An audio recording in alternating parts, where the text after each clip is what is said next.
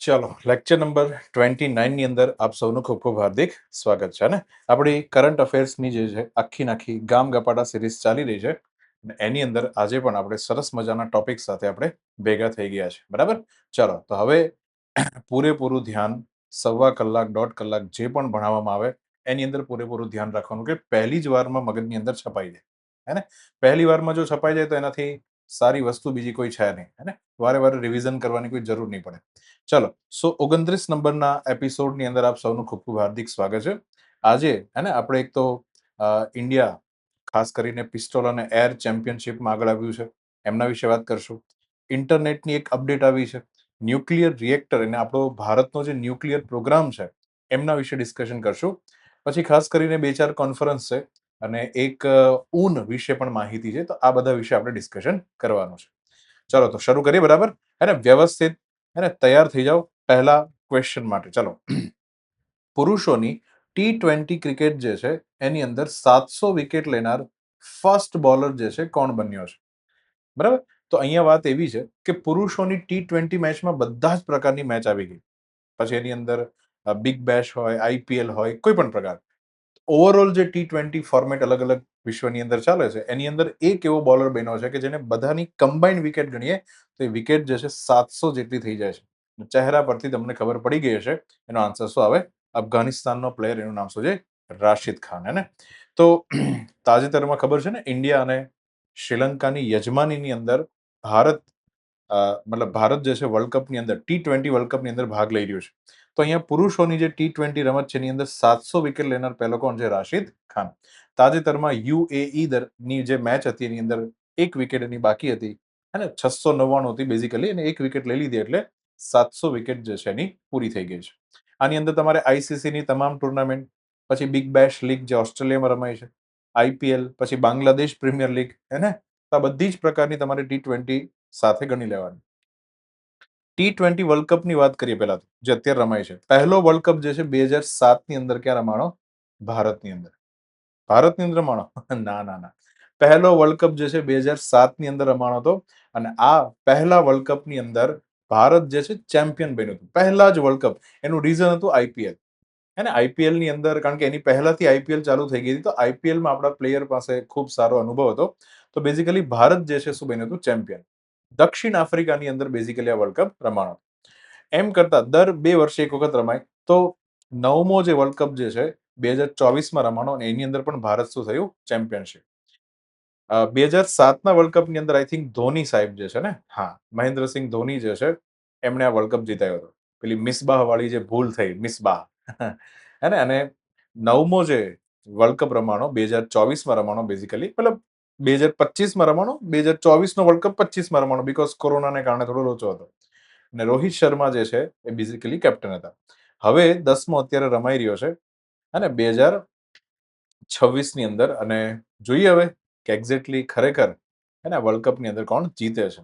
પૂરેપૂરી આશા તો છે જ કે ભારત જે છે સ્ટ્રોંગ ટીમ છે ને, અને મને ખબર બી છે કે તમે લોકો જોતા પણ હશો. બટ મહેરબાની કરીને હાઇલાઇટ જોઈ લેજો બરાબર. આખી મેચ જોવાની કોઈ જરૂર નથી. અને એમાં બી પાકિસ્તાન સાથેની મેચનો તો એને ખોટી રાઇવલરી ઊભી કરી છે બરાબર. જજ્બાત બદલ દીએ. ચાલો તો ભારત અને શ્રીલંકાની અત્યારે સંયુક્ત યજમાનીમાં આ વર્લ્ડ કપ અત્યારે રમાઈ રહ્યો છે અને આ વર્લ્ડ કપની અંદર બાંગ્લાદેશ જે છે એ વર્લ્ડ કપમાં ભાગ નથી લઈ રહ્યું બરાબર. ચાલો તો અહીંયા આન્સર આવશે રાશિદ ખાન. કયો દેશ જે છે જેને સૌથી પહેલી વખત માઇક્રો ન્યુક્લિયર રિએક્ટરનું હવાઈ પરિવહન જે છે કર્યું છે? બેઝિકલી માઇક્રો ન્યુક્લિયર રિએક્ટર જે છે એક નાનું રિએક્ટર, જે પરમાણુ ઉર્જા યંત્ર કહેવાય, એને બેઝિકલી એક એરોપ્લેનમાં બેસાડ્યું અને એક જગ્યાએથી બીજી જગ્યાએ આખું રિએક્ટર ટ્રાવેલ કરીને લઈ ગયા. આ સારી ઉપલબ્ધિ કહેવાય, કારણ કે ભવિષ્યમાં જરૂર પડી કે અચાનક એક જગ્યા પર ન્યુક્લિયર રિએક્ટર છે અને બીજી જગ્યાએ લઈ જવું હોય તો તમારી પાસે એવી સુવિધા હોવી જોઈએ બરાબર. તો માઇક્રો એટલે નાનું, માઇક્રો એટલે બેઝિકલી નાનું. માઇક્રો ન્યુક્લિયર રિએક્ટર જે છે બેઝિકલી ધ્યાનથી અહીંયા સમજો, અમેરિકાએ વિશ્વમાં સૌથી પહેલી વખત જે છે આ કારનામો કરીને દેખાડ્યો છે હે ને. આ અમેરિકાનું જે C-17 સૈન્ય વિમાન છે, બેઝિકલી કાર્ગો પ્લેન છે, એની અંદર આવું વર્લ્ડનું એક માઇક્રો રિએક્ટર જે છે. અચ્છા, પહેલા તો માઇક્રો રિએક્ટર બનાવ્યું કોણે? તો અમેરિકાની જ એક કંપની છે વલાર એટોમિક્સ કરીને, એને નાનું એવું રિએક્ટર બનાવ્યું અને પછી એના પ્લેનમાં મૂકી અને એક જગ્યાએથી એને બીજી જગ્યાએ લઈ ગયા. આથી વિશ્વની અંદર આવું કરનારા પહેલો દેશ બન્યો છે. હે ને? તો ભવિષ્યમાં કોઈ યુદ્ધ થાય અને રિએક્ટર આખું અલગ જગ્યા પર લઈ જવાનું થયું હોય તો એની કેપેસિટી જે છે એટલે પહેલેથી ડિપેન્ડ હોવી જોઈએ. હવે આપણે તો શું છે, એક મોકો બન્યો કે ભારતની અંદર જે ન્યુક્લિયર ઉર્જા છે એના વિશે આપણે સમજી લઈએ. ભારતની પરમાણુ ઉર્જામાં ધ્યાનથી સમજો. વર્તમાનમાં 24 રિએક્ટર છે. કેટલા છે? 24 રિએક્ટરો આપણી અંદર આપણા દેશમાં કામ કરી રહ્યા છે અને ટોટલ 8,780 મેગાવોટ ઉર્જા જે છે, એટલે કે 8 ગીગાવોટ જેટલી ઉર્જા જે છે આપણે પેદા કરી રહ્યા છીએ ન્યુક્લિયર માટે. અને આપણો ટાર્ગેટ છે અને 8 નો આંકડો જે છે, અત્યારે 8 ઉપર છીએ આપણે, આપણો ટાર્ગેટ છે કે 2047માં જ્યારે ભારત 100 વર્ષ પૂરા કરશે આઝાદીના, તો ત્યારે આપણો ન્યુક્લિયર એનર્જી કેપેસિટી પણ 100 ગીગાવોટ થઈ જવી જોઈએ. હવે 8 માંથી 100 કરવા માટે કેટલા બધા રિએક્ટર બનાવવા પડે એ થોડી કલ્પના બહારની વાત છે, પણ જોઈએ. આપણા દેશમાં nuclear power corporation of India limited દ્વારા સમગ્ર ન્યુક્લિયર રિએક્ટરનું શું થાય છે? મેનેજમેન્ટ થાય છે. એ મેઇન બોડી છે. ચાલો આગળ વધીએ. ભારતની અંદર જે પરમાણુ ઉર્જા છે, અચ્છા હવે ધ્યાનથી સમજો. આપણે એ વાત કરી છે કે ભારતમાં પહેલું ન્યુક્લિયર રિએક્ટર કોને બનાવ્યું? તો એની પાછળ ભારતના મહાન વૈજ્ઞાનિક હોમી જહાંગીર ભાભા છે. 4 ઓગસ્ટ 1956ના રોજ એને ભારતીય વૈજ્ઞાનિકો સાથે મળી ભારતની અંદર, ખાસ કરીને મુંબઈ પાસે આવેલી જગ્યા છે ટ્રોમ્બે. આ ટ્રોમ્બે ખાતે 1 મેગાવોટનો અપ્સરા નામનો શું બનાવી દીધો? પ્લાન્ટ બનાવી દીધો. આમ તો હોમી જહાંગીર ભાભા જે આ પ્લાન્ટ બનાવી રહ્યા હતા, અને નહેરુ સાહેબ સાથે ખૂબ મુલાકાતો થઈ. નહેરુએ કીધું કે વાંધો નહીં, તમે આ આખો પ્લાન્ટ જે છે બનાવો. પણ હોમી જહાંગીર ભાભા અપ્સરા પ્લાન્ટ બનાવી તો રહ્યા હતા, પણ એની બેકગ્રાઉન્ડમાં જે છે ન્યુક્લિયર બોમ્બ બનાવવાની આખી પ્રોસેસ જે છે ચાલી રહી હતી. હે ને? કારણ કે અમેરિકાનું ભારત ઉપર ખૂબ દબાણ હતું. અમેરિકાની એક ગુપ્તચર એજન્સી, એનું નામ છે CIA, સેન્ટ્રલ ઇન્વેસ્ટિગેશન એજન્સી. તો કારણ કે ન્યુક્લિયર બોમ્બ બધા પાસે ના આવી જાય એટલા માટે એમનું ખૂબ દબાણ પણ રહેતું. પણ અહીંયા ભાભાએ અપ્સરા તો બનાવ્યું, રિએક્ટર આખું બનાવ્યું, પણ એની આડમાં ન્યુક્લિયર બોમ્બ કઈ રીતના બનાવી શકાય એની આખી ટેકનોલોજી પણ ડેવલપ કરી લીધી, જેથી અમેરિકાને ભનક પણ ન પડે. દેખાવમાં રિએક્ટર હોય પણ પાછળ જે છે બોમ્બ બનાવવાની પ્રોસેસ ચાલતી હોય. આપણા જ હોમી જહાંગીર ભાભા જે છે, એક પારસી વ્યક્તિ છે બેઝિકલી, એમણે ભારતની અંદર, અને ભારતમાં એક સમસ્યા છે કે આપણી પાસે ન્યુક્લિયર ફિસાઇલ મટીરિયલ નથી, ખાસ કરીને યુરેનિયમ આપણા દેશ પાસે છે નહીં. આપણા દેશના 2 રાજ્યો એવા છે, ધ્યાનથી સમજો. એક રાજ્યનું નામ છે કેરળ અને એક રાજ્યનું નામ છે ઓડિશા. બરાબર? આ બંને રાજ્યમાંથી એક પ્રકારની રેતી ખડક મળે છે જેને કહેવાય છે મોનોઝાઇટ. મોનોઝાઇટ નામની જે રેતી છે, આ મોનોઝાઇટ નામની રેતીમાંથી બેઝિકલી એને થોરિયમ બનાવી શકાય. શું બનાવી શકાય? થોરિયમ. સો અહીંયા હોમી જહાંગીર ભાભા જે છે એમ કહે છે કે આપણી પાસે થોરિયમ તો છે પણ યુરેનિયમ નથી. તો એક કામ કરીએ, ભારતમાં કંઈક એવું કરીએ કે ન્યુક્લિયર રિએક્ટરને 3 સ્ટેજમાં આપણે ડેવલપ કરશું.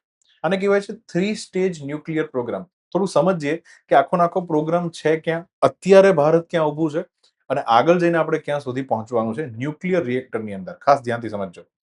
તો અત્યારે તો પહેલું સ્ટેજ છે. ભાભાએ કીધું કે પહેલું સ્ટેજ આપણે એ રીતના બનાવીએ કે આપણે એવા રિએક્ટર બનાવીએ જેનું નામ છે પ્રેશરાઇઝ્ડ હેવી વોટર રિએક્ટર. ભારે પાણીના ઉપયોગથી જે રિએક્ટર બને તે PHWR પ્રકારના રિએક્ટર કહેવાય. હવે આ PHWR રિએક્ટર છે ને, એમાં તમારે નેચરલ યુરેનિયમ ઘુસાડવો પડે, જે આપણા દેશ પાસે નથી. આપણે માનીએ છીએ કે આપણા દેશ પાસે નેચરલ યુરેનિયમ છે નહીં, છે પણ બહુ ઓછી માત્રામાં છે.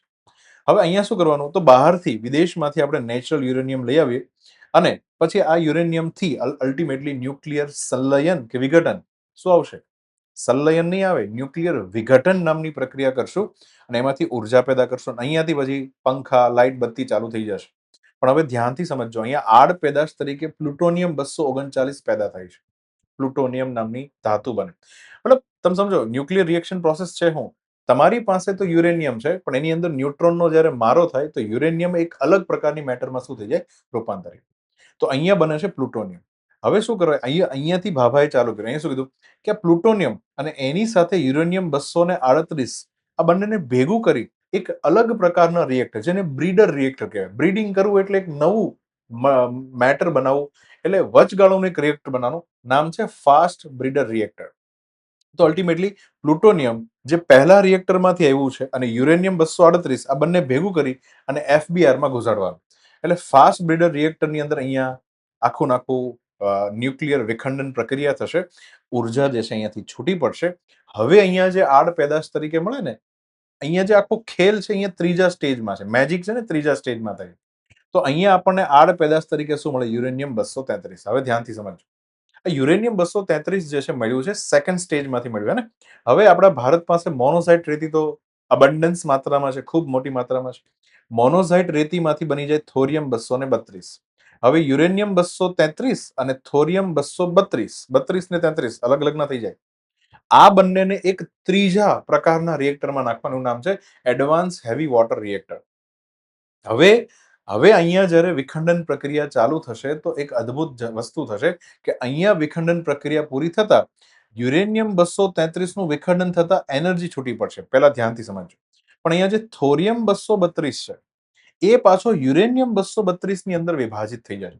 થોરિયમ એ જો અહીંયા 233 ની અંદર વિભાજિત થશે.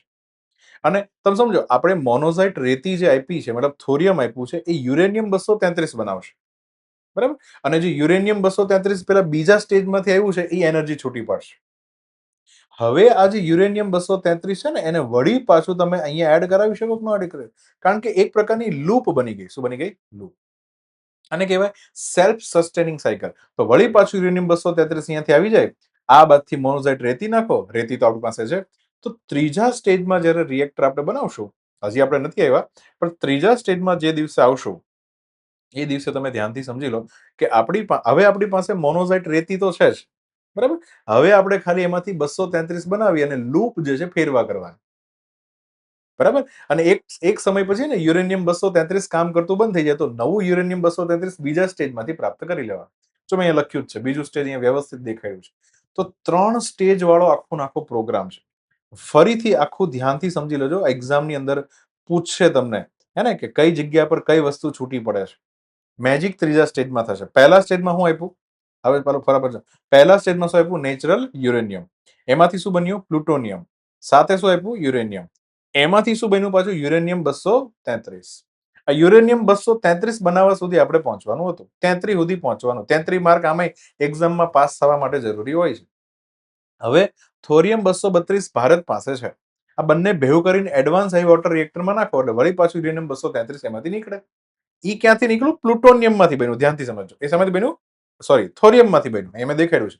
આ થોરિયમ જે છે આપણે આપ્યું એમાંથી શું બન્યું છે? યુરેનિયમ 233. ન્યુટ્રોન બેઝિકલી અંદર ઘૂસે થોરિયમમાં એટલે આ રીતના યુરેનિયમ 233 બની જાય. અને આ યુરેનિયમ 233 ને વળી પાછો અહીંયા આપી દો એટલે કે ને આમ અહીંયાથી આમ પાછી આમ પૂંછ બની ગઈ. તો એક પ્રકારે સેલ્ફ સસ્ટેનિંગ સાયકલ બની. હોમી જહાંગીર ભાભાનો આ પ્લાન છે. આપણે પહેલો પ્લાન તો આપણે બનાવ્યો. ભારતમાં મોટા ભાગના રિએક્ટર કયા છે? પ્રેશરાઇઝ્ડ હેવી વોટર રિએક્ટર તો બનાવી દીધા છે. હવે ધ્યાનથી સમજજો. હવે આપણે સ્ટેજ 2 સુધી પહોંચવાનું છે ને હમણાં જ 2026 ના મિડમાં આપણે લગભગ પહોંચી જશું. સમજો, સ્ટેજ 2 માટે ભારત સરકાર શું પ્લાન કરી રહી છે આ વર્ષે? આ વર્ષે ભારત સરકારે એક પ્રોટોટાઇપ બનાવ્યું છે, ફાસ્ટ બ્રીડર રિએક્ટર. યાદ કરો તો બીજા સ્ટેજમાં આપણે શું બનાવવાનું છે? Fast breeder reactor. દેખાય? FBR. તો આપણે અહીંયા પહોંચવા જઈ રહ્યા છીએ. યસ, તો એનો એક પ્રોટોટાઇપ જે છે એ તમિલનાડુના કલ્પકમ પ્લાન્ટની અંદર 500 મેગાવોટનું ફાસ્ટ બ્રીડર રિએક્ટર લગભગ 2026 ના મધ્યમાં ઇન્સ્ટોલ થઈ જશે. અને પ્રોટોટાઇપ છે. પછી એના જઈને હજી આગળ એનલાર્જ કરવાનું. હજી એક તો નહીં, નાની સાઇઝનું, હજી એને મોટી સાઇઝનું બનાવવાનું. તો સ્ટેજ 2 જે છે લગભગ ફેબ્રુઆરી મિડમાં શું થઈ જશે? પૂરું. અહીંયા સુધી ખબર પડી ગઈ.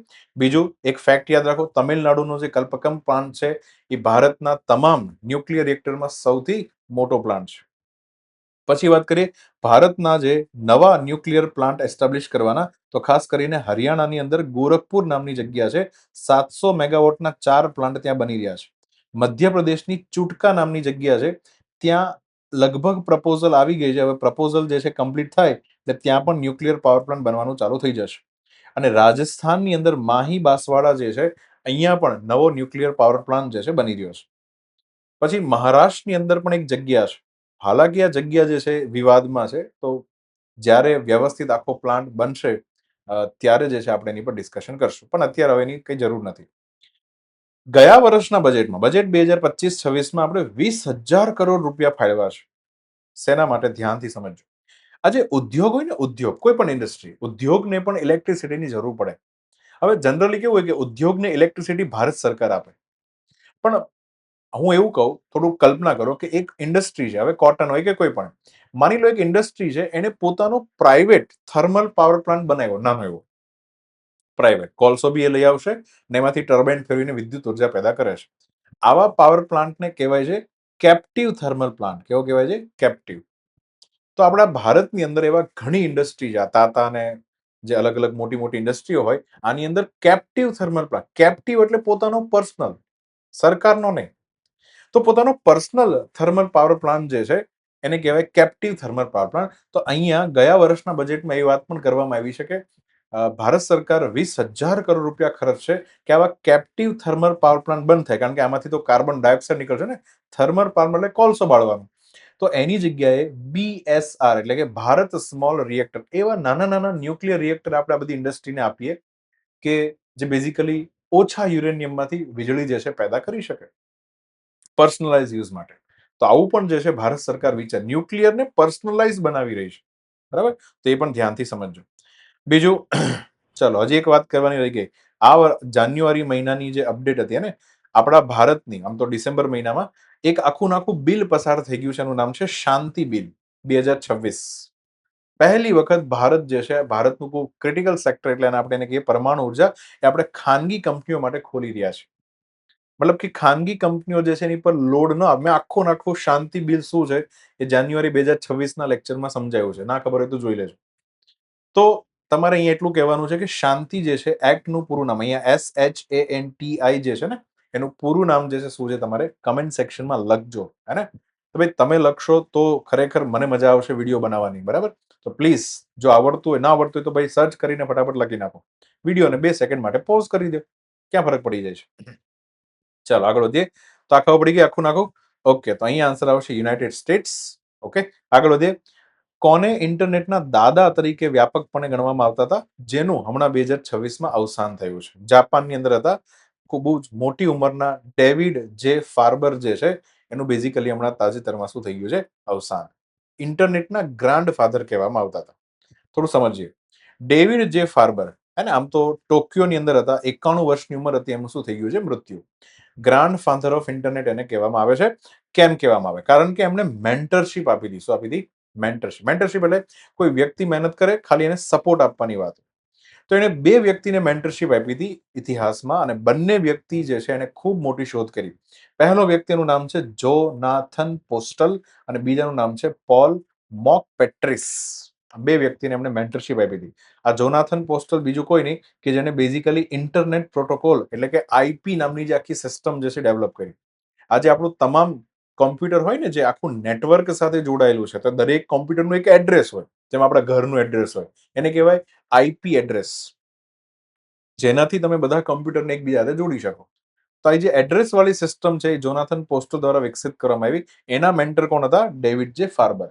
પછી પોલ મોકપેટ્રિસ જે છે એને DNS નામની સિસ્ટમ આપી, ડોમેઇન નેમ સિસ્ટમ, બરાબર? તો ગૂગલ જે છે, આપણે google.com નામની વેબસાઇટ તો ઓપન કરીએ, પણ એનું DNS એડ્રેસ આખું અલગ હોય, બરાબર? તો એનાથી કમ્પ્યુટરને ખબર પડે કે એક્ઝેક્ટલી આ કઈ જગ્યા પર સર્ચ કરવા માંગે છે, કયો ડેટા એક્સેસ કરવા માંગે, અને DNS કહેવાય. DNS નું ફૂલ ફોર્મ યાદ રાખજો, ડોમેઇન નેમ સિસ્ટમ. તો અહીંયા મેન્ટરશિપ આવે એટલે દાદા મેન્ટરશિપ આપે એટલે છોકરા જે મસ્ત મસ્ત શોધ કર્યા કરે, ખ્યાલ ને? તો આ રીતના છે. હવે આપણે થોડો ઇન્ટરનેટનો ઇતિહાસ જોઈએ. ઇન્ટરનેટ આવ્યું ક્યાંથી? આમ જોવા તો ઇન્ટરનેટ ખરેખર છે શું, સમજજો. હું એમ કહું કે અલગ અલગ કમ્પ્યુટર્સ જે છે અથવા તો અલગ અલગ ડિવાઇસ જે છે એને નેટવર્ક સાથે મેં જોડી દીધું. શું કરી દીધું? બરાબર, આને આની અંદર બધાને એકબીજાને જોડી દીધા. તો જે વેબ બને, જાળું બને, એને આપણે શું કહીએ છીએ? ઇન્ટરનેટ. ઇન્ટર એટલે એક થી બીજું, ઇન્ટ્રા એટલે એકની અંદર. તો ઇન્ટરનેટ આ રીતના બનાવવામાં આવે છે. હવે આની શરૂઆત કઈ રીતના થઈ? તો સૌથી પહેલી વખત 1969માં, ક્યારે? 1969 ની અંદર અમેરિકા જે છે એને એક પ્રોજેક્ટ ચાલુ કર્યું, નામ હતું ARPA પ્રોજેક્ટ. નામ હતું advanced research project agency. ARPA દ્વારા જે છે એપ્રાનેટ કરીને એક આખી સિસ્ટમ બનાવી, જેમાં 4-5 કોમ્પ્યુટર જેવું સમજી લો કે એને એકબીજા સાથે જોડી દેવામાં આવી. તો પહેલી વખત આ એક્સપેરિમેન્ટ કરવામાં આવ્યું હતું કે જેમાં ડિવાઇસીસને એકબીજા સાથે જોડવામાં આવી રહ્યા હતા, નેટવર્કિંગ કરવામાં આવી રહ્યું હતું. ઉદ્દેશ્ય એવો હતો કે માની લો કે કોઈ પરમાણુ હુમલો થયો અને એ સમયે અમેરિકાની અલગ અલગ એજન્સી છે એકબીજા સાથે કમ્યુનિકેશન કરી શકે કે ના કરી શકે, તો એના માટે કારણ કે એની પહેલા તો શું હતું કે દરેક ફિઝિકલ વ્યવહાર થતો હશે ને, હા, પત્ર વ્યવહાર થતો હશે. પહેલી વખત કંઈક જોડવામાં આવી રહ્યું છે. તો અહીંયા સુરક્ષિત એક નેટવર્ક બનાવવાની વાત થઈ રહી છે. તો ફાઇનલી 1969 થી શરૂઆત થઈ. પછી 1970 માં હમણાં આપણે જોયું એમ ઇન્ટરનેટ પ્રોટોકોલ જે છે સરનામું એક પ્રકારનું એડ્રેસ સિસ્ટમ જે છે ડેવલપ થઈ અને 1989 નો જે લેન્ડમાર્ક યર છે જેમાં ઇન્ટરનેટના ફાધર આપણે જેને કહીએ એનું નામ છે ટીમ બર્ન્સ લી. બરાબર, એમના દ્વારા સન નામની લેબોરેટરીમાં એક આખો પ્રસ્તાવ આપવામાં આવ્યો કે આપણે આખા વર્લ્ડને એક જાળું ન બનાવી શકીએ, એક સ્પાઈડરમેનનું જાળું ન બનાવી શકીએ, એટલે નામ આપ્યું વર્લ્ડ વાઇડ વેબ. કે આખી દુનિયાને આપણે જોડી દઈએ ઇન્ટરનેટના માધ્યમથી, અને ત્યાંથી એવો જન્મ થયો ઇન્ટરનેટ. તો પાગલ જઈને 1991માં WWW એટલે કે આજે કોમન ઇન્ટરનેટ આપણે કહીએ છીએ એ આમ જનતા માટે શું ખોલવામાં આવ્યું, અવેલેબલ થયું. તો એવું કહી શકાય કે 1991 થી બેઝિકલી ઇન્ટરનેટ જે છે દુનિયાભરમાં ફેમસ થઈ ગયું. ભારતની વાત કરીએ, ભારતે શરૂઆત ક્યાંથી કરી? ભારતે 1986માં એક પ્રયોગ કર્યો હતો. આપણું ખાસ કરીને UNDP, United Nation Development Programme અને ડિપાર્ટમેન્ટ ઓફ ઇલેક્ટ્રોનિક્સ દ્વારા એક પ્રોગ્રામ હતો, નામ હતું ERNET, Education and Research Network. આ પ્રોગ્રામમાં વાત એવું હતું કે ભારતની જેટલી પણ એજ્યુકેશનલ સંસ્થાઓ છે એ સમયની, આઈઆઈટી વાઈટી જે પણ હોય, એ બધાને એકબીજા સાથે કનેક્ટ કરવાની વાત હતી. હે ને? તો આ રીતના ERNET પ્રોજેક્ટથી ભારતમાં ઇન્ટરનેટની શું થઈ? શરૂઆત. અને ફાઇનલી 15 ઓગસ્ટ 1995 ના રોજ જાહેર જનતા માટે ઇન્ટરનેટની સેવા શું કરવામાં આવી હતી? લોન્ચ કરવામાં આવી હતી. અને એ સેવા કોણ આપી દીધું? તો એના માટે કંપની હતી VSNL. હે ને? આપણે જેને અત્યારે ભારત સંચાર નિગમ, ત્યારે નામ હતું વિદેશ સંચાર નિગમ લિમિટેડ. ક્લિયર? તો આ રીતના ભારતમાં ઇન્ટરનેટની શું થાય છે? શરૂઆત થાય છે. બરાબર મગજમાં ઘૂસે છે ને? ચાલો, અહીંયા આન્સર આવશે ડેવિડ જે ફાર્બર. આગળ વધીએ. ભારતનું પ્રથમ રાષ્ટ્રીય ગાય સંસ્કૃતિ સંગ્રહાલય જે છે એ કયા શહેરમાં સ્થાપિત થશે? ગાય માટે કલ્ચરલ મ્યુઝિયમ બનાવવા જઈ રહ્યા છે. ચાલો તો સમજીએ. તાજેતરમાં ગાય માટેનું જે સાંસ્કૃતિક સંગ્રહાલય જે છે ઉત્તર પ્રદેશના મથુરાની અંદર આવેલી એક યુનિવર્સિટી છે, એનું નામ છે Pandit Deendayal Upadhyay veterinary science university. Veterinary એટલે પશુઓના ડોક્ટર, પશુઓનું વિજ્ઞાન, પશુઓ સાથે જોડાયેલી સંસ્થા.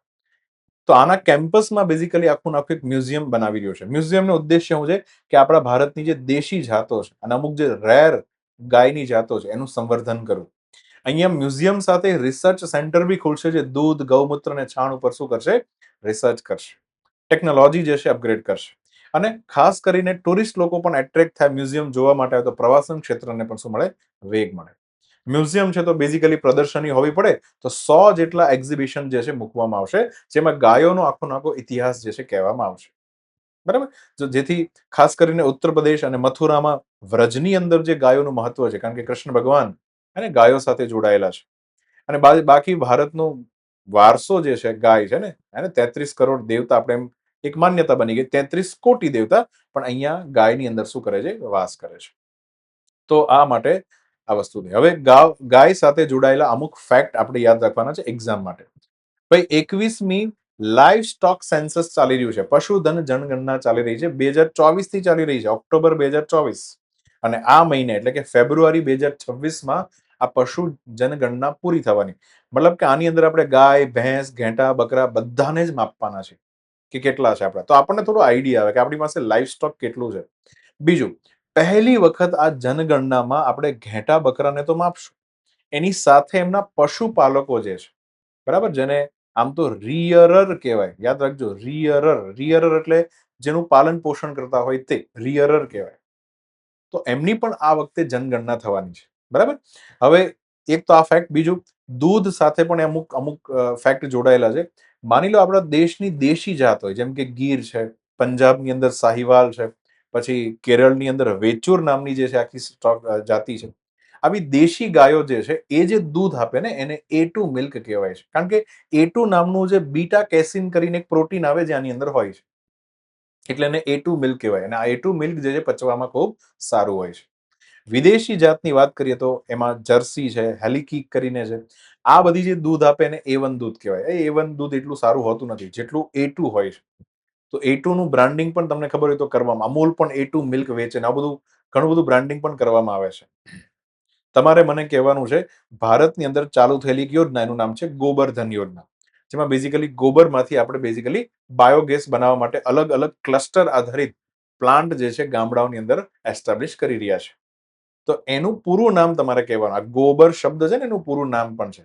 યોજનાઓમાં ખાસ યાદ રાખજો, યોજનાઓ ઇઝ વેરી ઇમ્પોર્ટન્ટ, પૂછી લેશે એક્ઝામમાં. બરાબર, ચાલો. તો અહીંયા આન્સર આવશે મથુરા. ઓકે, આગળ વધીએ. કયા શહેરના ધોરણ 4 નું જે વિદ્યાર્થી હતા, અચ્છા, ધોરણ 4 ની વિદ્યાર્થીની છે આમ તો, જેને વીર ગાથા 5.0 નામનો એની અંદર સુપર 100 ટાઇટલ પુરસ્કાર જે છે એ જીતી લીધો છે આ ચારમાંથી. બરાબર, ચલો. આમ તો નોર્થ ઈસ્ટમાંથી પહેલી છોકરી જે છે એને આ પુરસ્કાર જીતો છે. નોર્થ ઈસ્ટમાંથી છે. વીરગાથા પુરસ્કાર, અને ખબર હોવી જોઈએ થોડું. ચલો, વીરગાથા 5.0 સુપર 100 ટાઇટલ જે છે આમાં છે શું બેઝિકલી? એક તો આ વીરગાથા પુરસ્કાર પેલા સમજી લો, સંરક્ષણ મંત્રાલય દ્વારા આપવામાં આવે છે. આપણા ભારતમાં જે ગેલેન્ટ્રી એવોર્ડ આપવામાં આવે છે, અશોક ચક્ર, પછી વીર ચક્ર, પરમવીર ચક્ર, આ જે બી ગેલેન્ટ્રી વીરતા પુરસ્કાર જેને કહેવાય છે, યુદ્ધ અથવા યુદ્ધ શાંતિ બંનેના પુરસ્કારની વાત કરું છું, તો એનાથી સન્માનિત જેટલા પણ વ્યક્તિઓ છે, જેટલા પણ આપણા મિલિટરીના જવાનો જે છે, ભારત સરકારની અને સંરક્ષણ મંત્રાલયની ઈચ્છા એ છે કે આ જવાનો વિશે આપણા ભારતના છોકરાઓ નિબંધ લખે, કવિતા લખે, એની પર કોઈ ચિત્ર બનાવે અથવા ડિજિટલ આર્ટ બનાવે, કંઈ પણ બનાવે, જેથી અશોક ચક્ર, પરમવીર ચક્ર, મહાવીર ચક્ર જીતનાર વ્યક્તિ જે છે એમના લાઈફ, એમણે કરેલા કાર્યો વિશે આપણા બાળકોને ખબર પડે. તો એટલા માટે વીર ગાથા નામની એક કોમ્પિટિશન યોજવામાં આવે છે. આમાં ધોરણ 4 થી આસામના ગુવાહાટીથી એક દીકરીનું નામ છે આયશા કરીમ. એમણે આ એવોર્ડ જે છે જીતી લીધો છે. આમ તો 100 છોકરાઓને જીતાડવાના હોય છે, 100. બરાબર, ચાલો. એમણે મેજર સંદીપ ઉન્ની કૃષ્ણન કરીને જે આપણા મેજર હતા, જે અશોક ચક્રથી સન્માનિત છે, જેમણે બેઝિકલી 26/11 હુમલામાં 2008નો જે 26/11 આતંકવાદી હુમલો હતો એની અંદર એ બેઝિકલી શહીદ થઈ ગયા હતા. તો એમના વિશે આખું તમે જુઓ, સરસ મજાનું આવું શું બનાવ્યું છે, પોસ્ટર બનાવ્યું છે, દેખાય તમને? ચાલો, તો અહીંયા એટલા માટે એમને આયશા કરીમને એવોર્ડ આપવામાં આવ્યો છે, જે ગુવાહાટીથી બિલોંગ કરે છે. બરાબર, ચાલો આગળ વધીએ. ભારતની પ્રથમ પાણીની અંદર ચાલતી રેલ કમ રોડ ની જે ટનલ છે એ કઈ નદી નીચે બનાવવામાં આવશે? નદીની નીચે આખી નાખી દુનિયાની અંદર બીજી આવી ટનલ બની રહી છે, જેમાં હાઈવે પણ જશે અને રેલવે પણ જશે, અને આખી નાખી એક ટનલ છે. બરાબર, તો બંને એક સાથે કામ થાય. ચાલો, તો એ કઈ જગ્યા પર, કઈ નદીના કિનારે, કઈ નદીની નીચે બની રહી છે તમારે કહેવાનું છે. તો ભારતની પ્રથમ રેલ કમ રોડ અંડર વોટર ટનલ જે છે એ બ્રહ્મપુત્ર નદી આસામ ઉપર બની રહી છે. ટોટલ લંબાઈ, જો ટનલની વાત નથી કરતો, ટોટલ જે આખો રસ્તો જે છે એ લગભગ 33 કિલોમીટરનો છે. આખો ગ્રીનફિલ્ડ પ્રોજેક્ટ છે. કેબિનેટે હમણાં એપ્રુવલ આપી દીધું છે, એટલા માટે ચર્ચામાં છે. આસામની અંદર 2 જગ્યાનું નામ છે. નુમાલીગઢથી ચાલુ કરો તો ગોહપુર વચ્ચે આખી નાખી આ સુવિધા બનવાની છે. એમાં પણ વચ્ચે 15 કિલોમીટરનો જે પટ્ટો છે એ બેઝિકલી ટનલ છે. ટનલ જે છે એની અંદર નીચેથી ટ્રેન પસાર થાય તો એની ઉપર શું હશે? હાઈવે. તો ઉપરથી 4 વ્હીલો પસાર થાય. આ રીતના આને ટ્વિન ટ્યુબ ટનલ કહેવાય છે. બરાબર, વિશ્વની અંદર આ જે છે આવી બીજી ફેસિલિટી છે. બરાબર, તો આ રીતના આપણે ભારત જે છે આસામના બ્રહ્મપુત્ર નદીના નીચે આપણે આ વહીવટ કરવાનો. તો હજી પ્રોજેક્ટ બન્યો નથી, બેઝિકલી અપ્રુવલ મળી ગયું છે, જે તે સમય બની જશે. ચલો આગળ વધીએ. ઉત્તર પૂર્વની પ્રથમ ઇમરજન્સી લેન્ડિંગ સુવિધા, ઇમરજન્સી લેન્ડિંગ સુવિધા નું ઉદ્ઘાટન જે છે એ કયા જિલ્લાની અંદર કરવામાં આવ્યું? કયો ડિસ્ટ્રિક્ટ? બરાબર, હા, આસામનો જ ન્યૂઝ છે. હમણાં નકર આસામના જ આપણે 3 ન્યૂઝ જોઈ રહ્યા છે ને. હા, તો દાદા જો સરસ મજાના ચશ્મા પહેરીને બેસી ગયા છે, અને આખો વિડીયો છે. આપણા ભારતના તમામ ફાઇટર જેટ જે છે અહીંયા ઉતારવામાં આવ્યા હતા. ઇમરજન્સી લેન્ડિંગ છે. વોર ચાલતી અને અચાનક જે છે ઉતરવાનું થયું હોય તો આવી આપણી પાસે ફેસિલિટીઝ હોવી જોઈએ. અને ખાસ કરીને નોર્થ ઈસ્ટમાં છે, એટલે પેલું ચાઇનાને બી તો એક પ્રકારના શું લાગે? મરચા લાગે. ચાલો, તો જો અહીંયા ELF ઇમરજન્સી લેન્ડિંગ ફેસિલિટી ઉત્તર પૂર્વની આવી પહેલી ફેસિલિટી બની રહી છે. ક્યાં? આસામના દિબ્રુગઢની અંદર મોરન ઘાટ પાસે આ ફેસિલિટી તૈયાર કરવામાં આવી છે. અને આની અંદર મતલબ જે આખી નાખી ફેસિલિટીનું પ્રદર્શન કરવામાં આવ્યું, એમાં 40 મિનિટમાં ઇન્ડિયન એરફોર્સે પોતાનો એરિયલ ડિસ્પ્લે કર્યું. એરિયલ હવામાંથી એક હેલિકોપ્ટર આવે, ધ્રુવ હેલિકોપ્ટર આવે ને પછી ત્યાં ઉતરી જાય, પછી રાફેલ આવે ને પછી ત્યાં ઉતરી જાય. આવું આખો એક ડિસ્પ્લે શો કાર્યક્રમ યોજવામાં આવ્યો હતો. 4.2 કિલોમીટરની આખી નાખી શું છે પટ્ટી છે. આની અંદર યુદ્ધ વિમાન ઉતારી શકાય, ટ્રાન્સપોર્ટેશન વિમાન ઉતારી શકાય, અને કોઈ પણ હેલિકોપ્ટર ઉતારે. અહીંયા તમે વિચારો, એ આખો એરિયલ ડિસ્પ્લે જે થયો ને એની અંદર પરિવહન વિમાન 74 ટનનું જે છે આખું કાર્ગો પ્લેન જે છે ઉતારવામાં આવ્યું, જેનું વજન 74 ટન હોય. તો આ રોડ એવો છે કે જે એને પણ સહન કરી લે છે. હે ને? તો મોરન ઘાટ આસામમાં છે દિબ્રુગઢની અંદર આ વસ્તુ કરવામાં આવી છે, બરાબર. અને દિબ્રુગઢ જે છે બેઝિકલી એને આસામનું કેપિટલ છે, તો જેથી આપણે ચાઇનાને પણ કાઉન્ટર કરી શકીએ છીએ. એક સ્ટ્રેટેજિક વસ્તુ કહેવાય આને, બરાબર. ચાલો આગળ વધીએ. એશિયન રાઇફલ પિસ્તોલ ચેમ્પિયનશિપ 2026માં ભારતને કેટલા ગોલ્ડ મેડલ મળ્યા છે? ફાઇનલી આ કોમ્પિટિશન શું થઈ છે? પૂરી થઈ છે, બરાબર. તો ભારતને કેટલા ગોલ્ડ મેડલ મળ્યા એ ખાલી યાદ રાખવાનું હોય છે. તો તાજેતરમાં એશિયન રાઇફલ પિસ્તોલ ચેમ્પિયનશિપમાં ભારતનો દબદબો રહ્યો છે.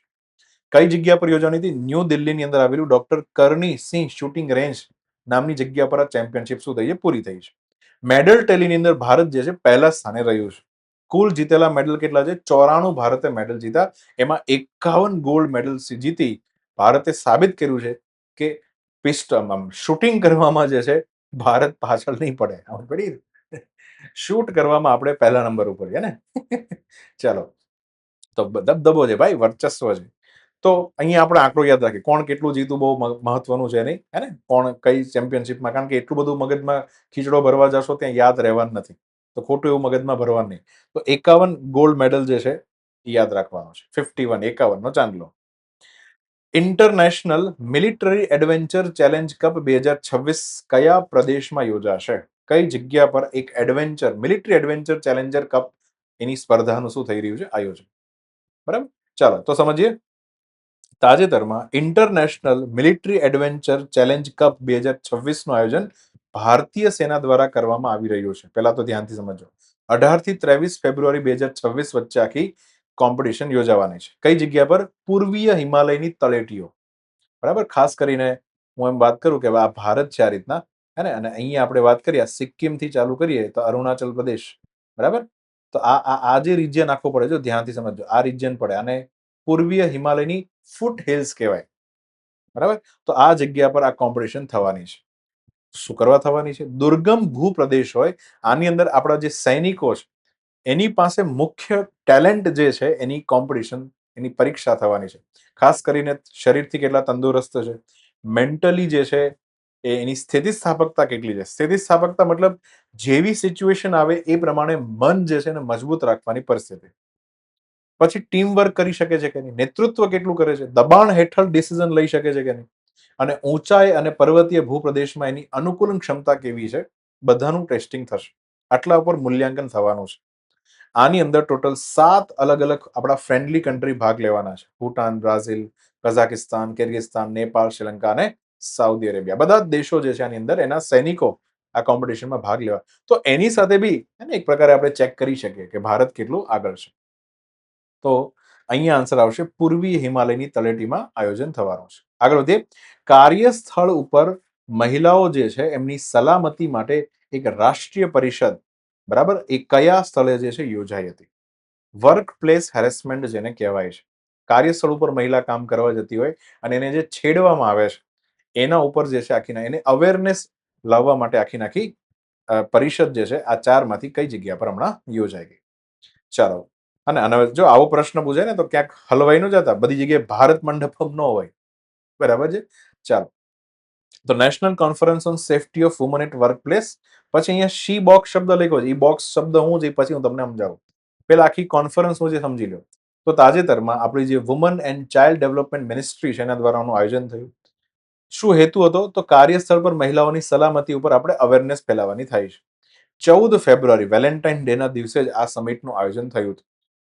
સ્થળ કયું હતું? વિજ્ઞાન ભવન, ન્યૂ દિલ્હી, બરાબર. હવે એનો ઉદ્દેશ્ય શું છે કે ભારતમાં એક તો જેટલા પણ વર્ક પ્લેસ છે, જોબ ઉપર જે મહિલાઓ કામ કરવા જાય એ સલામત રહેવી જોઈએ, એને પ્રતિષ્ઠિત રહેવી જોઈએ, મતલબ એ સારી જગ્યા રહેવી જોઈએ, અને ઉત્પીડન મુક્ત જગ્યા રહેવી જોઈએ, કે જે એવી મતલબ એવી જગ્યા ન રહેવી જોઈએ કે જે મહિલાનું શું થાય? શોષણ થાય. અને એના માટે ખાસ કરીને આપણા ભારતની અંદર એક કાનૂન છે 2013 થી, હે ને? તો કાર્યસ્થળ પર મહિલાઓની જાતીય સતામણી નિષેધ પ્રતિબંધ અને નિવારણ અધિનિયમ 2013, prevention of sexual harassment on woman. પહેલો શબ્દ છે નિષેધ એટલે પ્રિવેન્શન, પ્રોહિબિશન, અને નિવારણ એટલે થાય રિડ્રેસલ. કોઈ મહિલાને ફરિયાદ કરવી છે તો ફરિયાદ જે છે સાંભળવામાં આવશે, તો એના માટેનો કાનૂન છે. હવે આખું આખું સ્ટ્રક્ચર જે છે પ્રમાણે આ ફરિયાદ જે છે સાંભળવામાં આવે છે. પોશ એક્ટ કહેવાય. પોક્સો ને એ અલગ છે, પોશ નામનો કાનૂન છે. ચલો હવે ધ્યાનથી સમજો. શી બોક્સ પોર્ટલ શું છે? આના પર એક વખત એક્ઝામમાં પ્રશ્ન પૂછાઈ ગયો છે. ઘણા સમય પહેલા પૂછાણો હતો. શી બોક્સ એટલે શું થાય? શી બોક્સ શું છે? બેઝિકલી આખું ફૂલ ફોર્મ છે સેક્સ્યુઅલ હરેસમેન્ટ ઇલેક્ટ્રોનિક બોક્સ. એ કોઈ બોક્સ નથી, આ એક ઓનલાઈન આખું પોર્ટલ છે, વેબસાઇટ છે બેઝિકલી. પણ પેલું આપણે કહેવાય ને કે જ્યારે કોઈ જગ્યા પર આપણે ફરિયાદ કરવાની થાય તો એક બોક્સ રાખ્યું હોય. આપણે ખાસ કરીને છોકરાઓ હોસ્ટેલમાં જમતા હોય અને હાવ હળી ગયેલા બટેકાનું શાક આપે, મસ્ત મજાનું પાણીથી લબડ લબડ થતું શાક આપે, પછી ફરિયાદ કરવી હોય તો બાજુમાં એક બોક્સ મૂક્યું હોય. એમ કોઈ પણ મહિલા જે જગ્યા પર જોબ કરી રહી છે અને ફરિયાદ કરવી હોય તો ત્યાં એક બોક્સ મૂકવાનું હોય. પણ હવે વાત એવી છે કે હવે આપણે ડિજિટલ ઇન્ડિયામાં છે, તો ઓનલાઈન આખું આખું પોર્ટલ છે. 2024માં જે છે આ શી બોક્સ પોર્ટલ લોન્ચ કરવામાં આવ્યું હતું. આની વિશેષતા શું છે? એક તો આ એવું પ્લેટફોર્મ જે છે એકદમ સિક્યોર્ડ પ્લેટફોર્મ છે, તમારી માહિતી લીક નહીં થાય, મલ્ટીલિંગ્વિસ્ટિક છે, કોઈ પણ ભાષામાં ફરિયાદ કરી શકે અને સિંગલ વિન્ડો છે, ક્યાંય બીજે જવાની જરૂર નથી, અહીંયા જ તમે ફરિયાદ નોંધાઈ દેવા. બરાબર. અને જેવી તમે ફરિયાદ કરો એટલી ઓટોમેટિકલી શું કરવામાં આવે, એને ફોરવર્ડ કરવામાં આવે. જે સંસ્થામાં તમે કામ કરો છો, સેન્ટ્રલ ગવર્મેન્ટમાં હો, બરાબર, સ્ટેટ ગવર્મેન્ટમાં જોબ કરો છો કે પછી કોઈ પ્રાઇવેટ સેક્ટરની કંપનીમાં જોબ, કોઈ ફરક પડતો નથી. ડાયરેક્ટ ફરિયાદ જે છે ફોરવર્ડ કરવામાં આવે. ક્યાં ફોરવર્ડ કરવામાં આવે? તો આપણા ભારતમાં જે મેં હમણાં કીધું ને પોષ અધિનિયમ છે, એ અધિનિયમ મુજબ એક વસ્તુ કરવી રિક્વાયર્ડ છે કે દરેક સંસ્થા, પ્રાઇવેટ સંસ્થા હોય, ગવર્મેન્ટ હોય, એની અંદર એક ઇન્ટરનલ કમિટી હોવી જોઈએ અને એક લોકલ કમિટી હોવી જોઈએ. એવી કમિટીઓ હોય કે જે બેઝિકલી એ સંસ્થાની અંદર જો આવો કોઈ કાંડ થાય તો એનું શું આપે? સોલ્યુશન આપે. અને જેને જે છે સજા કરવાની ને સજા કરે. તો ઓટોમેટિકલી ફરિયાદ જે છે એને ફોરવર્ડ થઈ જાય. અને એક પ્રકારનું ટ્રાન્સપરન્ટ મોડલ છે ને રિયલ ટાઈમમાં જે છે તમે ટ્રેક કરી શકો કે મારી ફરિયાદ જે છે એને ક્યારે આ લોકો સોલ્વ કરવાના છે. બરાબર. તો આને કહેવાય શી બોક્સ પોર્ટલ. મેં છે ને તમારા માટે એક સરસ મજાનું અહીંયા લીધું છે, તમને ખબર પડે કે આમાં કેવી કેવી ફરિયાદ તમે રજીસ્ટર, સેન્ટ્રલ ગવર્મેન્ટ હોય, સ્ટેટ ગવર્મેન્ટ હોય, પ્રાઇવેટ સેક્ટર હોય, કોઈ પણ હોય, ફરક નથી પડતો.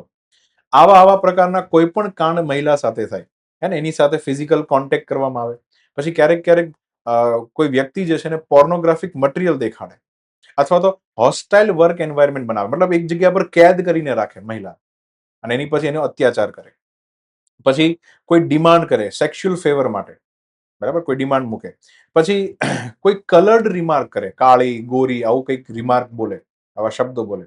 તો અહીંયા મેં લખ્યા છે, ધ્યાનથી સમજજો. આ કોઈ પણ પ્રકારનો ઇસ્યુ થાય તમે આ શી બોક્સ પોર્ટલ ઉપર ફરિયાદ રજીસ્ટર્ડ કરાવી શકો છો. બરાબર. સો ઇઝ વેરી ઇમ્પોર્ટન્ટ. વિજ્ઞાન ભવનમાં આની શું થઈ છે? કોન્ફરન્સ. બરાબર. કોન્ફરન્સની મેઇન વસ્તુ જ મેં તમને કહી દીધી. તમે હવે અવેરનેસ જે તમને મળવી જોઈએ એ મળી ગઈ. બરાબર. ચાલો. 2026માં રાષ્ટ્રપતિ આપણા દ્રૌપદી મુર્મુ દ્વારા રાષ્ટ્રવ્યાપી એક અભિયાન જે છે શરૂ કરવામાં આવ્યું. બરાબર. એનું નામ જે છે તમારે આમાંથી કહેવાનું છે. તાજેતરમાં એક અભિયાન જે છે ચાલુ કરવામાં આવ્યું. દ્રૌપદી મુર્મુએ નથી કર્યું, બેઝિકલી એક બીજી સંસ્થા છે બ્રહ્મા કુમારીસ. એના પ્રોગ્રામમાં દ્રૌપદી મુર્મુએ આ જે છે એનું શું કર્યું છે? ઉદ્ઘાટન. બરાબર. તો અહીંયા તાજેતરમાં સશક્ત ભારત માટે કર્મયોગ નામનું એક અભિયાન જે છે છેડવામાં આવ્યું છે.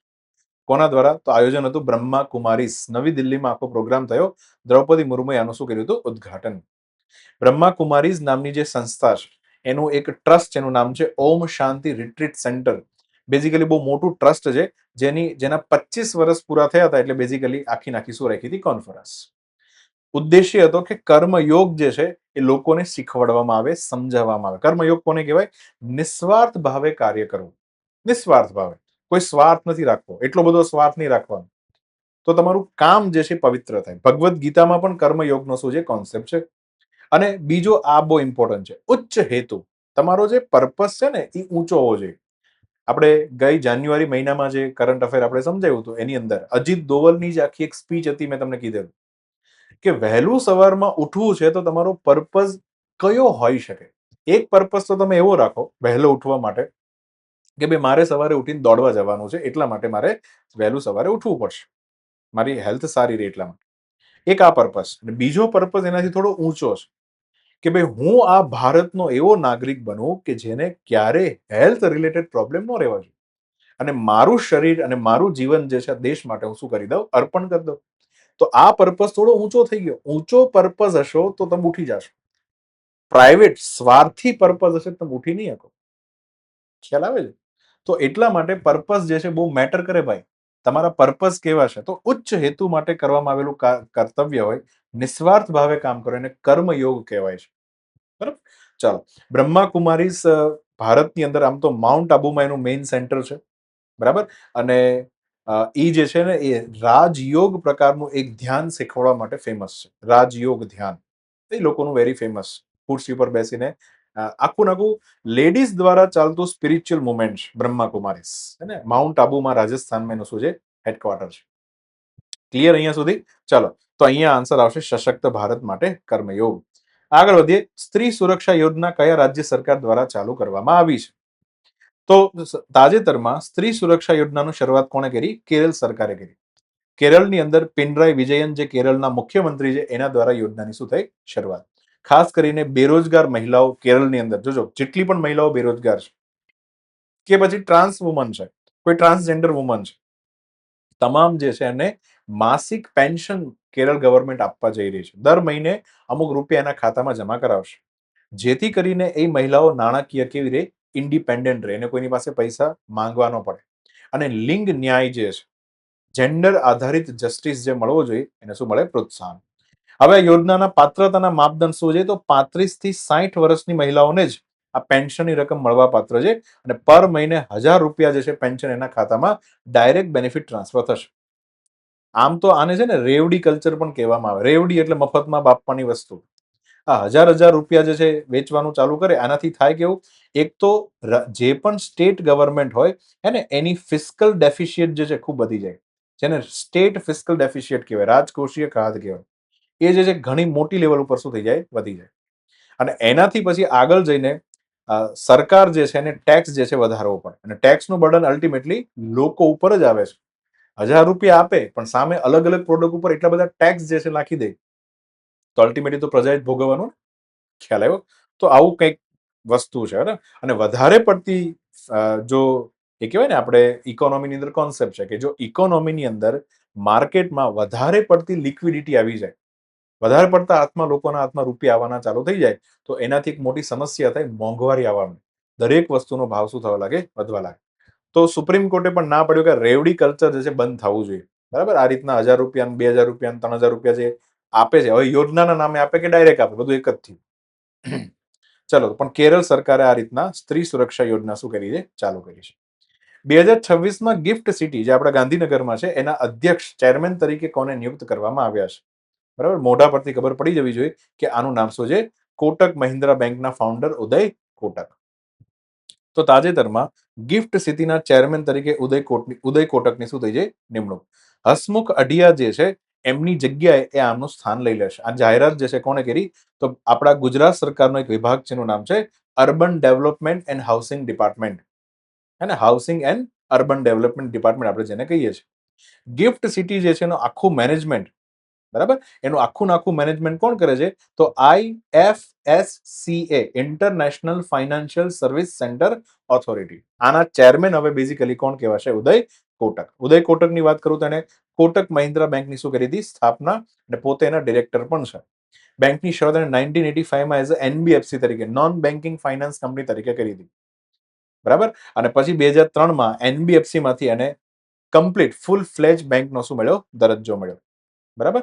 હા, તો આ રીતના ઉદય કોટક જે છે ભારત, ખાસ કરીને ટ્વિટરમાં ઉદય કોટક જે છે ને ટ્વિટર માટે બહુ ફેમસ છે, મતલબ એક્સ જેને આજે આપણે કહીએ છીએ. બરાબર. ચલો, તો ઉદય કોટક ચેરમેન બન્યા છે ગિફ્ટ સિટીના. તાજેતરમાં આવેલા રિપોર્ટ મુજબ ઊનના ઉત્પાદનમાં કયું રાજ્ય છે જે પ્રથમ ક્રમે રહ્યું છે? હા, તો તાજેતરમાં હે ને રાજસ્થાન જે છે ભારતની અંદર અગ્રણી ઊન ઉત્પાદક રાજ્ય જે છે બની ગયું છે. રાજસ્થાન ઊનના ઉત્પાદનમાં પહેલા નંબર ઉપર છે. ચાલો, તો 2026માં ઊન ઉત્પાદન રાજ્યોમાં રાજસ્થાનનો કયો ક્રમ આવ્યો છે? પહેલો ક્રમ. કેટલું ઊન ઉત્પાદન કર્યું છે? તો કે 16,000, પાછા 1000 લગાડવાના, હે ને, આટલા કિલો જે છે ઊન શું કર્યું છે? ઉત્પાદિત કર્યું છે. ભારતમાં કુલ ઉત્પાદનના 47% ઉત્પાદન એટલે કે અડધું ઊન જે છે એ કોણ બનાવે છે? રાજસ્થાન બનાવે છે. કોણ બનાવે છે? રાજસ્થાન. ચલો, હવે તમે અહીંયા સમજો રાજસ્થાન જે છે કેમ આગળ છે ઊનના ઉત્પાદનમાં? પહેલા તો એની જે આબોહવા છે, બરાબર, એ એરિડ અથવા તો સેમી એરિડ પ્રકારની આબોહવા છે. આનાથી જે ખાસ કરીને આ જે દુધાળા ઘેટા બકરા જે છે એમને એને ચરાવવા માટે વિશાળ ઘાસના શું મળે છે? મેદાનો મળે છે. બરાબર. તો આ એક તો ખાસ એનો બેનિફિટ. ક્લાઇમેટ જે છે બહુ મોટી અસર કરે છે. ગ્રાસલેન્ડ છે એની પાસે રાજસ્થાનમાં. પછી રાજસ્થાનની અંદર મુખ્ય એની જે સ્વદેશી ઘેટા બકરાની જાતો છે એમાં ખાસ કરીને મારવાડી અને ચોકલા ઇઝ વેરી ફેમસ. એનું જે ઊન મળે છે ઘેટાનું, હે ને, એમાંથી આમ તો રાજસ્થાન બરછટ ઊન જે છે પેદા કરે છે. હાઈ ક્વોલિટીનું ઊન રાજસ્થાન જ પેદા કરતું. મતલબ તો મોટા ભાગે બરછટ અને કાર્પેટ બનાવવા માટે જે લો ગ્રેડનું ઊન જે છે એ રાજસ્થાન ઉત્પાદિત કરે છે. થોડું એ પણ ધ્યાનથી સમજજો. તમને એક પ્રશ્ન પૂછું છું. હાઈ ક્વોલિટીનું જે ઊન હોય, ઉચ્ચ ગુણવત્તાવાળું ઊન, એના માટે એક શબ્દ છે, તમારે મને કહેવાનો છે. બરાબર? ચાલો, બીજું આપણે એ બી સમજીએ કે રાજ્ય પ્રમાણે ઘેટાની મહત્વપૂર્ણ જાતિઓ કઈ કઈ છે. ક્યારેક ક્યારેક આવું એક્ઝામમાં પૂછી લે છે. ફોર એક્ઝામ્પલ, રાજસ્થાનની ફેમસ જે ઘેટાની જાત છે એમાંથી એક તો છે મારવાડી, જે બરછટ ઊન જે છે, મતલબ જે એકદમ હલકી ક્વોલિટીનું હોય. ચોકલા જે છે એ થોડું કાર્પેટ બનાવવા માટે સારું ઊન આપે છે, તો એ પણ એક છે. મગરા જે છે સફેદ કાર્પેટનું ઊન માટે ફેમસ છે. નાલી જે છે મધ્યમ ગુણવત્તાવાળું ઊન આપવા માટે ફેમસ છે. તો મારવાડી, ચોકલા, મગરા, નાલી આ બધી ફેમસ જાતો છે. જમ્મુ કાશ્મીરમાં વાત કરીએ તો એક તો છે ગદ્દી, હે ને, ગીદી ગીદી. અમારા કાઠિયાવાડમાં તો એને કહેવાય ગીદી ગીદી, બરાબર, ગદ્દી. બારીક ઊન આપે છે, આ થોડું સારી ક્વોલિટીનું હોય. પછી એકનું નામ છે કાશ્મીર મેરીનો, હે ને, મેરીનો શબ્દ છે વેરી ફેમસ, બરાબર, મેરીનો. એ પણ બહુ જ હાઈ ક્વોલિટીનું ઊન છે અને વસ્ત્ર બનાવવા માટે, એટલે કે કપડા બનાવવા માટે વપરાય છે. બરાબર, આ બહુ મોંઘા કપડા હોય જમ્મુ કાશ્મીરમાં જાઓ. પછી હવે ઘેટાની જાત નથી, બકરી છે. પણ એ બકરીના શરીર ઉપર એટલો જે ઊન જે છે ઉગે છે બેઝિકલી, તો નામ છે બકરીનું નામ છે ચાંગથંગી બકરી, ચાંગથંગી બકરી. અને એમાંથી, હે ને, પશ્મિના જે છે પ્રકારની શાલ બનાવવામાં આવે છે. બરાબર, તો પશ્મિના વૂલ કહેવાય છે. આમ તો ઊનનું નામ છે પશ્મિના ઊન. બરાબર, તો આ પણ ફેમસ છે. પછી ગુજરાતની વાત કરીએ તો પાટણવાડી અને મારવાડી આપણા ગુજરાતની ફેમસ જાતો છે. કર્ણાટકમાં બેલ્લારી અને હસન ઘેટા, અને ઉત્તરાખંડની અંદર ભાકરવાલ જે છે એ ફેમસ ઘેટાની શું છે જાતો છે. જોડકા સ્વરૂપે ક્યારેક પૂછી લે તો યાદ રાખજો. તો અહીંયા ઊનના ઉત્પાદનમાં રાજસ્થાન પહેલા નંબર ઉપર છે. આગળ વધીએ. નેશનલ ફેડરેશન કપ 2026માં પેરા થ્રોબોલની મહિલા શ્રેણીમાં કયા રાજ્ય જે છે એને બેઝિકલી ગોલ્ડ મેડલ જીતો છે? પેરા ખેલાડીઓ છે, એટલે દિવ્યાંગ ખેલાડીઓ છે, અને થ્રો બોલ છે, અને મતલબ વચ્ચે જાળી મૂકી હોય અને અહીંયાથી બોલ જે છે આમ થ્રો કરવાનો, સામે પેલો સામેથી થ્રો કરે, એમ થ્રો કર્યા કરવાનો અને બોલ સામે પકડવાનો. આવી કોમ્પિટિશન હોય છે. તો અહીંયા તાજેતરમાં રાજસ્થાનની અંદર ઝુંઝુન ખાતે આ કોમ્પિટિશન જે છે એનું આયોજન થયું. એની અંદર મહિલા વર્ગની અંદર ફાઇનલ મેચ રમાણી ઝારખંડ અને રાજસ્થાન વચ્ચે, અને એમાં ઝારખંડ જે છે જીતી ગયું. બેઝિકલી એને શું મળ્યો છે? Gold medal. તો ઝારખંડની છોકરીઓ જે છે આ મેડલ લઈને ગઈ છે. Jharkhand is the right answer, મહિલા કેટેગરી. બરાબર, ચલો. જાપાનની 2026ની સામાન્ય ચૂંટણીમાં લિબરલ ડેમોક્રેટિક પાર્ટીને કોણે જંગી વિજય અપાવ્યો હતો? આ બેન જે છે જાપાનની ઇલેક્શનની હિસ્ટ્રીમાં વેરી ફેમસ થઈ ગયા છે. કેમ, સમજો ધ્યાનથી. જાપાનમાં ઐતિહાસિક ચૂંટણીમાં વિજય થયો છે, એનું નામ છે સના તાકાચી. સના તાકાચી. એમની પાર્ટીનું નામ છે લિબરલ ડેમોક્રેટિક પાર્ટી. એમને જંગી વિજય મળ્યો છે. આ આગળ જઈને હવે જાપાનના પ્રથમ મહિલા વડાપ્રધાન પણ બનશે. જાપાનમાં અત્યાર સુધી કોઈ મહિલા વડાપ્રધાન હતા નહીં. પહેલી વખત હવે શું બનશે? સના તાકાચી. અને એમને નીચલા ગૃહમાં 2/3 બહુમતી જે છે મળી ગઈ છે. અને આને એક પ્રકારે સુપર મેજોરિટી કહેવાય, મેજોરિટી કરતા પણ આગળ. બરાબર. જાપાનની સંસદનું નામ યાદ રાખજો, એને કહેવાય છે નેશનલ ડાયટ. બાંગ્લાદેશની સંસદ આપણે ગઈકાલે ભણ્યું હતું, શું કહેવાય એને? એને શું કહેવાય? જાતીય સંસદ ભવન. જાતીય સંસદ ભવન આ બાંગ્લાદેશની. દરેકની પાર્લામેન્ટનું નામ હોય. અમેરિકાની પાર્લામેન્ટને શું કહેવાય? અમેરિકાની પાર્લામેન્ટને કોંગ્રેસ કહેવાય. શું કહેવાય છે? કોંગ્રેસ. બરાબર, તો યાદ રાખજો. અહીંયા નામ છે નેશનલ ડાયટ. તો આની અંદર પણ બે ગૃહ છે, નીચલું ગૃહ અને ઉપલું ગૃહ. નીચલું ગૃહ જે છે હાઉસ ઓફ કાઉન્સિલર કહેવાય. ઉપલું ગૃહ જે છે હાઉસ ઓફ રિપ્રેઝેન્ટેટિવ કહેવાય. બરાબર, હાઉસ ઓફ રિપ્રેઝેન્ટ. તો આ રીતના જે છે બેઝિકલી જાપાન જે છે એની અંદર શું થયું છે? ઇલેક્શન. બરાબર, ચાલો, એટલું યાદ રહેશે. બરાબર, પ્રોપર. ઓકે, તો અહીંયા સને તાકાઈચી જે છે એ આગળ જઈને વડાપ્રધાન બનવાના છે. ભારતની રાષ્ટ્રવ્યાપી કઠોળ ક્રાંતિ કયા રાજ્યમાંથી શરૂ કરવામાં આવી હતી? કઠોળ માટે પલ્સ, જેને આપણે કહીએ, શું કહીએ છીએ? પલ્સ. ક્રાંતિ ચાલુ કરી છે. પલ્સનું વાવેતર બેઝિકલી આ રાજ્યમાં વધારવાનું છે. બરાબર, ચાલો. તો તાજેતરમાં ભારતની અંદર આ કઠોળ ક્રાંતિની શરૂઆત મધ્યપ્રદેશમાંથી થઈ. મધ્યપ્રદેશમાં પણ સિહોર જિલ્લો અને એનું ગામ છે અમલા. ત્યાં શિવરાજસિંહ ચૌહાણ જે છે પહોંચી ગયા અને એમના દ્વારા ભારતની કઠોળ ક્રાંતિનો શું કરવામાં આવ્યો? ઉદ્ઘાટન અથવા શરૂઆત કરવામાં આવ્યું. આનો ઉદ્દેશ્ય શું છે? તો કે આયાતી કઠોળ પર જે છે ભારતની નિર્ભરતાનો શું લાવવો? અંત લાવો. કઠોળ ઇમ્પોર્ટ નથી કરવાનું થતું. જો કે આપણે બહુ રેર ઓછી માત્રામાં કઠોળ ઇમ્પોર્ટ કરીએ છીએ અને ભારતને ખાસ કરીને કઠોળનું એક્સપોર્ટર કન્ટ્રી બનાવવું છે. પલ્સ આપણે એક્સપોર્ટ કરતા હોવા જોઈએ. હમણાં તાજેતરમાં 10મી ફેબ્રુઆરીએ આંતરરાષ્ટ્રીય કઠોળ દિવસ પણ શું થઈ ગયો? ઉજવાઈ ગયો છે. બરાબર. ચાલો, કઠોળનું પરિદ્રશ્ય આપણે જોઈએ તો ભારત જે છે કઠોળનો સૌથી મોટો ઉત્પાદક અને પાછો પોતે જ ખાઈ જાય એટલે ગ્રાહક દેશ પણ છે.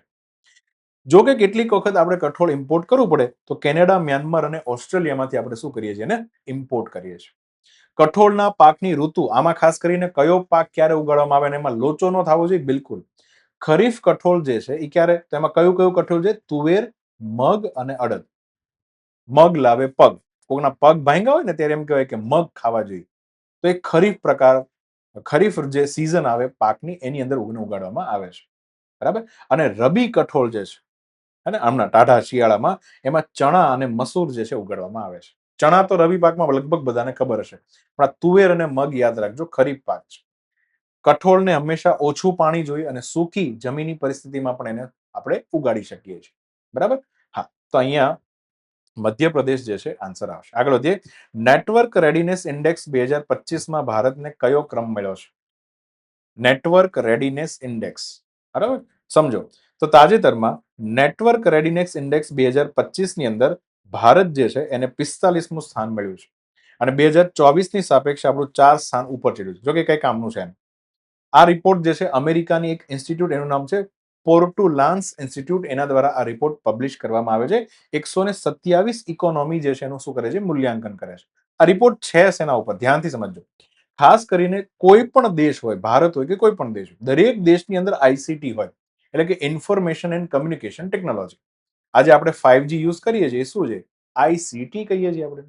તો આજે ઇન્ફોર્મેશન એન્ડ કમ્યુનિકેશન ટેકનોલોજી છે, એનો ઉપયોગ કરવાનો છે. તો એનો ઉપયોગ શેના માટે કરવાનો? તો ઈ દેશનું સોશિયો ઇકોનોમિક પરિદ્રશ્ય સુધરે. સોશિયો અને ઇકોનોમિક બંને. સામાજિક રીતના લોકો આગળ વધવા જોઈએ અને આર્થિક રીતના પણ લોકો આગળ વધવા જોઈએ. બરાબર.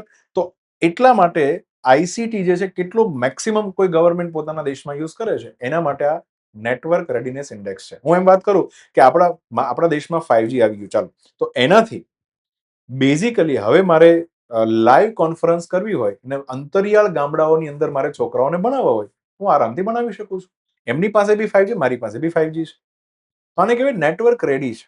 અને હવે એ ભણશે છોકરો, તો ભણીને આગળ વધશે, પાસ થશે, તો એના જીવનમાં સામાજિક સુધાર પણ આવશે અને આર્થિક સુધાર પણ આવશે. તો જે દેશમાં આવું થતું હોય એ દેશ માટે એને ઇન્ડેક્સ આપવામાં આવે છે. ભારતનો ક્રમ 45માં છે, યાદ રાખજો. આગળ વધીએ. 2025-26માં કયું એવું રાજ્ય છે કે એને અત્યાર સુધીના ઇતિહાસમાં એને પહેલું પોતાનો આર્થિક સર્વે રજૂ કર્યો? અત્યાર સુધી કર્યો જ નહોતો. બરાબર. તો પહેલી વખત ઉત્તર પ્રદેશ. બરાબર. હા, યોગી આદિત્યનાથ જે છે એમના દ્વારા ઇકોનોમિક સર્વે રજૂ કરવામાં આવ્યો છે. તો તાજેતરમાં ઉત્તર પ્રદેશનો પ્રથમ આર્થિક સર્વે 2025-26.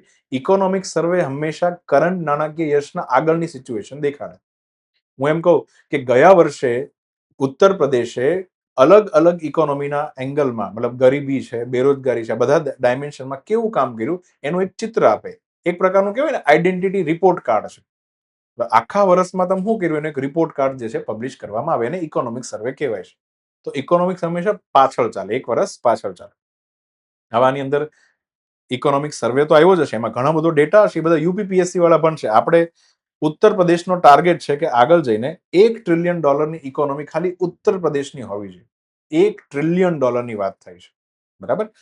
જોઈએ કઈ રીતના હાસિલ કરે છે. $4 ટ્રિલિયન તો ભારત જે છે અત્યારે પહોંચ્યું છે. હવે $1 ટ્રિલિયન ખાલી યુપીની હોવી જોઈએ, આવી વાતો છે.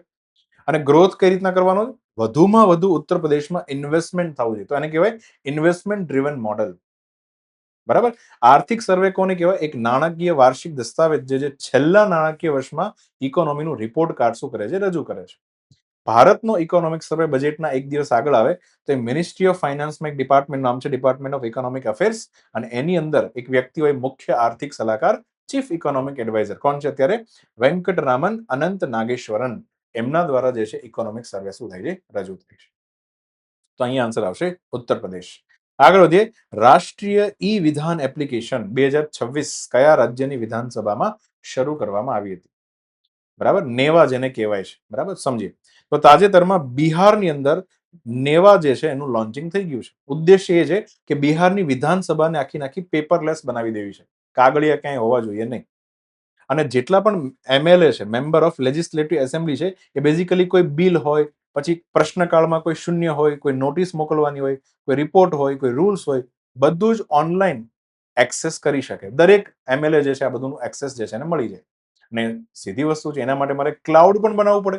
અને આખી ક્લાઉડની વાત આવે એટલે આપણા ભારતની અંદર એક જ કંપની જે છે સૌથી પહેલા આવી જાય. એનું નામ છે એનઆઈસી, નેશનલ ઇન્ફોર્મેટિક્સ સેન્ટર, જે ભારતની ગવર્મેન્ટ સરકારી જે સંસ્થાઓ છે એનું ક્લાઉડ મેનેજ કરે છે.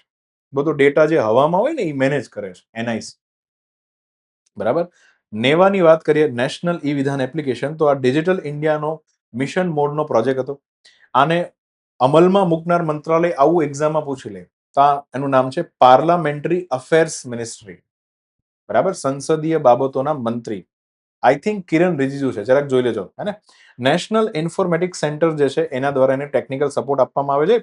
ઈચ્છા એવી છે કે સંસદ અને રાજ્યોની જે પણ વિધાનસભા જે છે એનું જે લો મેકિંગ આખી પ્રોસેસ છે, કાયદા બનાવવાની બ્રહ્માની જે તાકાત છે, એનું ડિજિટાઇઝેશન કરી દેવું.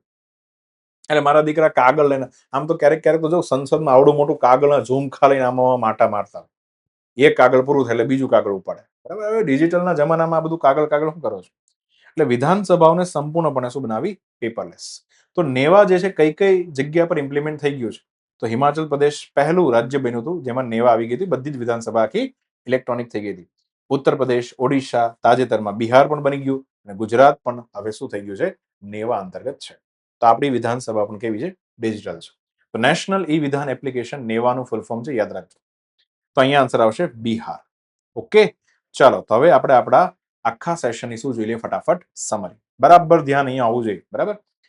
પુરુષોની T20માં 700 વિકેટ લીધી કોણે? રાશિદ ખાને. સૌપ્રથમ માઇક્રો ન્યુક્લિયર રિએક્ટર જે છે એને અમેરિકાએ ટ્રાન્સપોર્ટ કરીને દેખાડ્યું. ઇન્ટરનેટના દાદા ડેવિડ જે ફાર્બર ઓળખાય છે.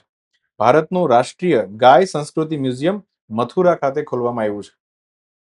ધોરણ 4 ની જે વિદ્યાર્થીની હતી ગુવાહાટીથી બિલોંગ કરતી હતી, જેને વીરગાથા પુરસ્કાર જીતો છે. રેલ કમ રોડ ટનલ જે છે બેઝિકલી બ્રહ્મપુત્ર નદી ઉપર બની રહ્યો છે. ઇમરજન્સી લેન્ડિંગ ફેસિલિટી જે છે આસામની કેપિટલ દિબ્રુગઢની અંદર એનું ઉદ્ઘાટન થયું છે. એશિયન રાઇફલમાં 51નો ચાંદલો આપણે લગાડી દીધો છે. Inter military adventure challenge cup જે છે પૂર્વીય હિમાલય જે છે ત્યાં યોજવામાં આવ્યો છે. કાર્યસ્થળ ઉપર મહિલાઓની સલામતી માટેની જે પરિષદ છે એ વિજ્ઞાન ભવનની અંદર તાજેતરમાં આયોજિત થઈ ગઈ. રાષ્ટ્રપતિએ પેલા બ્રહ્મા કુમારીઝનું સશક્ત ભારત માટે કર્મયોગ નામનું અભિયાન જે છે ચાલુ કરાયું. સ્ત્રી સુરક્ષા યોજના કેરળની અંદર 1000નો માસિક હપ્તો આપવામાં આવશે. ગિફ્ટ સિટી જે છે એના ચેરમેન ઉદય કોટક બન્યા છે. ઊનના ઉત્પાદનમાં રાજસ્થાન પહેલા નંબર ઉપર છે. નેશનલ ફેડરેશન પેરા થ્રોબોલની મહિલા શ્રેણીની અંદર ઝારખંડ જે છે એને રાજસ્થાન સામે જીતી ગયું છે. જાપાનની અંદર સેન તકાઈચી જે છે બેઝિકલી હવે મહિલા વડાપ્રધાન બનશે. રાષ્ટ્રવ્યાપી કઠોળ ક્રાંતિ જે છે મધ્યપ્રદેશની અંદરથી ચાલુ થઈ છે. નેટવર્ક રેડીનેસ ઇન્ડેક્સમાં ભારત જે છે એનો 45મો રેન્ક આવ્યો છે. ઉત્તર પ્રદેશ એનો પહેલો વહેલો ઇકોનોમિક સર્વે જે છે બહાર પાડ્યો છે. રાષ્ટ્રીય ઈ વિધાન એપ્લિકેશન તાજેતરમાં બિહારની અંદર લોન્ચ કરવામાં આવી છે. ચલો, તો આભાર જેટલા પણ વિદ્યાર્થીઓ આ સેશન જોયો છે. બરાબર, અને આખો સેશનની અંદર જેટલા પણ ડેટાની ચર્ચા કરવામાં આવી છે, મગજની અંદર આ ડેટા રાખવાનો છે અને એક વખત આમ સ્પ્રાઇટ કર્યા કરવાનો છે. બરાબર, યાદ રહી જશે, 100% યાદ રહી જશે. ચલો નેક્સ્ટ સેશનમાં મળીએ. ત્યાં સુધી જય હિન્દ, જય ભારત.